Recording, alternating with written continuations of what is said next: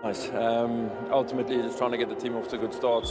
বাংলাদেশের সাথে অন্যায় করার প্রতিশোধ নিলাম। ভারতকে বিশাল ব্যবধানে হারিয়ে বাংলাদেশকে নিয়ে একে বললেন সাউথ আফ্রিকার অধিনায়ক এইডেন মার্কারাম। দর্শক, সুপার 8 পর্বে দক্ষিণ আফ্রিকার কাছে কোনো পাত্তাই পেল না স্বাগতিক ভারত। আগে ব্যাট করতে নেমে শুরুটা ভালো না হলেও ডেভিড মিলারের 50 ও ট্রিস্তান স্টাফসের দুর্দান্ত ক্যামিওতে 187 রানের সংগ্রহ পায় প্রোটিয়ারা।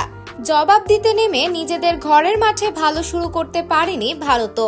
স্কোরবোর্ডে 51 রান জমা করতেই 5 উইকেট হারিয়ে চাপে পড়ে টিম ইন্ডিয়া। শেষ পর্যন্ত জেনসেন মহারাজের দুর্দান্ত বোলিংয়ে 7 বল বাকি থাকতেই 111 রানে অল আউট হয়ে যায় ভারত। আর তাতেই 76 রানের বড় জয়ে সুপার 8 পর্ব শুরু করে দক্ষিণ আফ্রিকা। এদিকে ভারতকে বিশাল ব্যবধানে হারিয়ে ম্যাচ শেষে যা বললেন দক্ষিণ আফ্রিকার অধিনায়ক এইডেন মার্কারাম তা মুহূর্তেই ভাইরাল হয়ে যায়। ম্যাচ শেষে প্রেজেন্টেশনে মার্কারাম বলেন, আন্তর্জাতিক ক্রিকেট খুব কঠিন জায়গা। বাংলাদেশ একটি প্রতিযোগিতামূলক দল, তারা আরো ভালো কিছু প্রাপ্য ছিল কিছু মুহূর্তে। আজ আমরা জিতেছি, কিন্তু আমরা খেলাটার স্পিরিটকেও মনে রাখি। বাংলাদেশের সাথে চরম অন্যায় করেছে ভারত ও আইসিসি।